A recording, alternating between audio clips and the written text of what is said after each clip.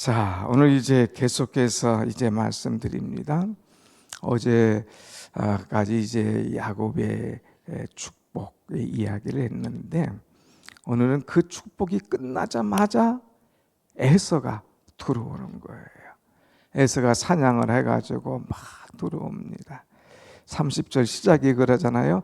이삭이 야곱에게 축복하기를 마침에 축복을 딱 끝냈어요. 마음껏 축복. 하나님, 하늘의 문을 여시고 하늘에 있을 땅에 기름진 풍성한 것을 허락하여 주옵소서. 형제들의 주가 되게 하여 주옵소서. 하나님, 이 사람을 저주하는 자를 저주받고 이 사람을 축복하는 사람이 축복받게 해달라고 이제 간절히 축복하기를 끝나자마자 이제 에서가 사냥을 하고 들어옵니다. 하나님, 아버지, 나에게 이 별미를 드시고 마음껏 축복하옵소서 하고 에서가 아버지 앞에 왔어요. 그때에 아버지가 하시는 말씀이, 이것 굉장히 중요한 말씀이에요. 32절. 그의 아버지 이삭이 그에게 이르되 너는 누구냐? 그가 대답하되 나는 아버지의 아들 곧 아버지의 맏아들 에서로소이다. 아버지가 이제 조금 깜짝 놀랐잖아요. 다 축복했는데 아니 와서 아버지 나를 마음껏 축복해 달라고 누가 또 머리를 들밀어요. 아버지가 이게 누구냐 싶어서 묻습니다. 너는 누구냐 물어요. 여러분, 이 말씀만을 딱 한번 끊어서 한번 생각해 봅시다. 너는 누구냐 이렇게 물을 때에 우리가 무엇라고 대답할까요? 이 에서는 대답은 잘하죠. 아버지의 아들 아닙니까?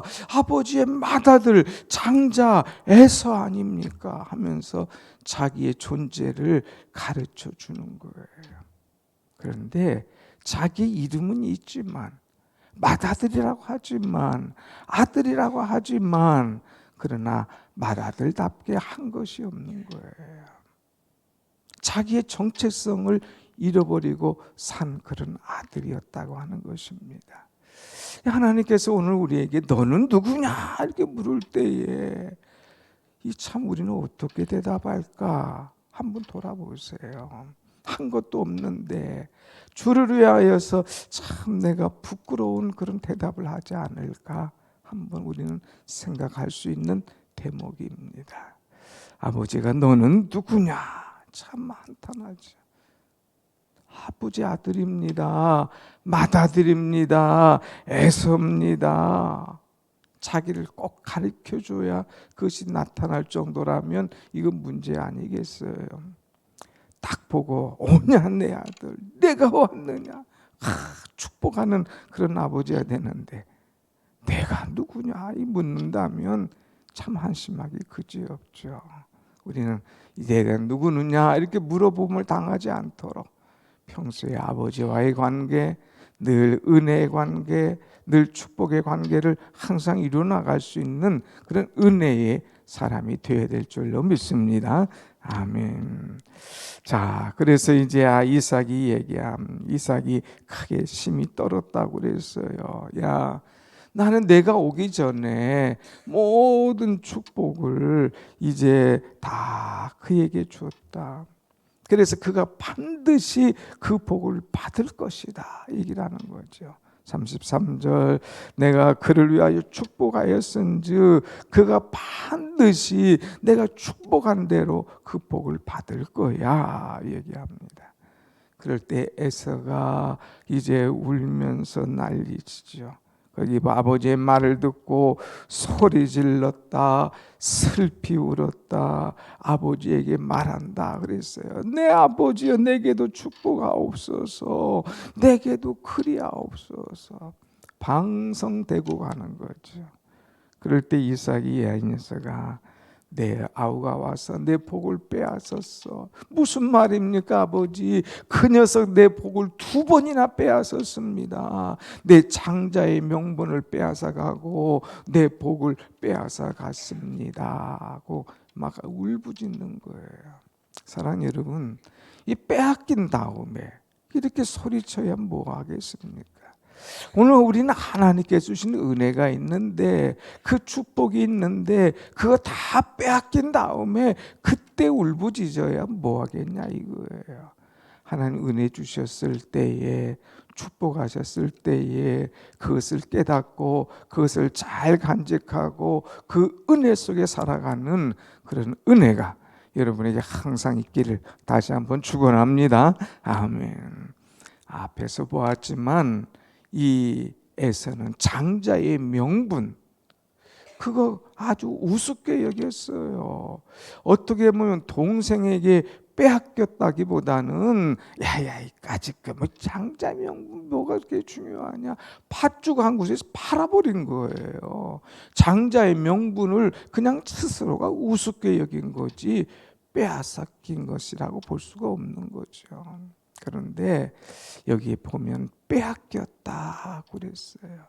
내가 하나님께서 은혜의 명분, 은혜의 축복, 은혜의 이 직분, 은혜의 사람 되게 하신 것, 이거 내가 우습게 여길 때에 빼앗길 수밖에 없다.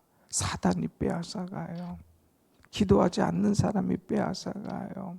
여러분이 은혜의 모든 것을 빼앗기지 않도록 하나님의 축복을 꼭 붙잡고 그것을 놓고 기도하고 그것을 놓고 활용할 수 있는 그런 은혜가, 그런 지혜가 우리에게 끝까지 있어야 될 줄로 믿습니다. 아멘. 그래서 오늘 이삭이 야 내게 다 줬다. 내 형에게 모든, 아니 내 동생 이 야곱에게 이 모든 축복을 내가 다 줬노라. 그럴 때에 에서가 38, 아버지의 복이 그밖에 없습니까? 남은 거라도 내게 좀 달라고 그에게 사정하여. 그럴 때 39절, 이제 마지못해서 머리를 자꾸 뒷미니까 그에게 복을 주는데 그것이 뭡니까? 한번 39절 봅니다. 시작. 그 아버지 이삭이 그에게 대답하여 이르되 내 주소는 땅의 기름짐에서 멀고 내 뒤는 하늘 이슬에서 멀 것이며 너는 칼을 믿고 생활하겠고 내 아우를 섬길 것이며 내게 매임을 벗을 때에는 그 멍에를 내 목에서 떨쳐 버리리라 하였더니. 어제 이 야곱과 준 복이 완전히 다르잖아요. 내가 하늘의 이슬에서 멀을 것이다. 땅에서 기름진 곳에서 내가 멀을 것이다.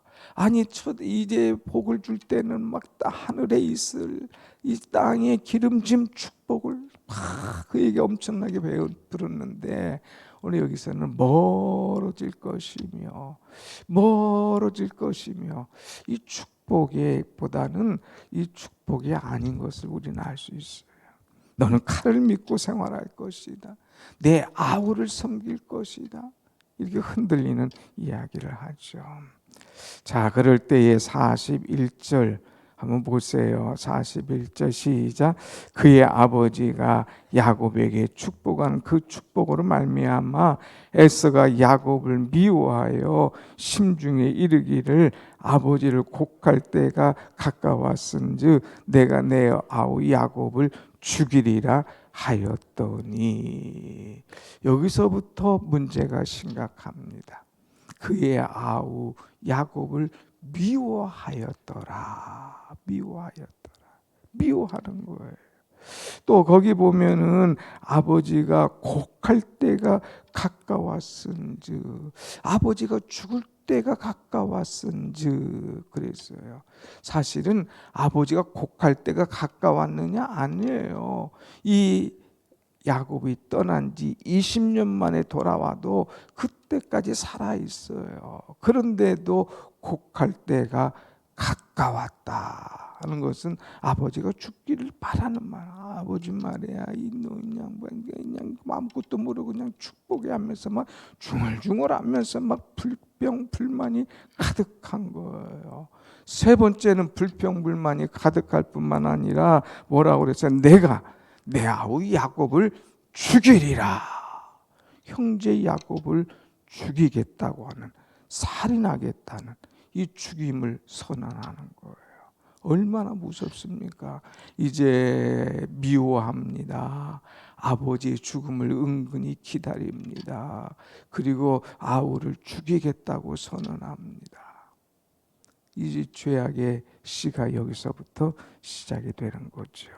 더 나가서 42절 한번 말씀 봅니다. 42절 시작. 맏아들 에서의 이 말이 리브가에 들림에 이에 사람을 보내어 작은 아들 야곱을 불러 그에게 이르되 내 형 에서가 너를 죽여 그 한을 풀려 하니. 이 에서가 야곱을 죽이려고 하는 이 말을 어머니가 듣게 됐다고 그랬어요. 어머니한테 얘기한 것이 아니라 나가서 막 돌아다니면서 얘기하는 거예요. 너 얼굴이 왜 그러냐? 너 왜 이렇게 씩씩거리냐? 할 때 막 화가 나면 못 참습니다. 그래서 내가 우리 아버지가 이제 곡할 때가 가까웠는데 내가 반드시 이놈 자식 야곱을 죽이겠다 하고 막 떠들고 다닌 거예요. 그것이 사람들의 말을 통해서 이 리브가에게 들려지는 거예요. 아이고, 이러다가는 야곱이 죽겠구나. 야곱아, 너 해서 내 형 에서가 너를 죽이려고 그래. 그러니까 빨리 다른 데로 피난 가라 하면서 이렇게 전개되는 거예요. 여러분, 구약은 이야기 신학이에요. 이야기처럼 재밌게도 하고 막 이제 올라갔다 내려갔다 하는 이야기도 많은데 우리가 주의할 것이 있다.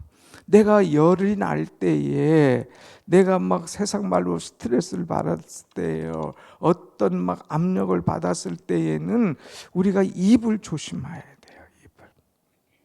그래서 이 부부간에도 마찬가지고요. 대인관계에도 마찬가지고요.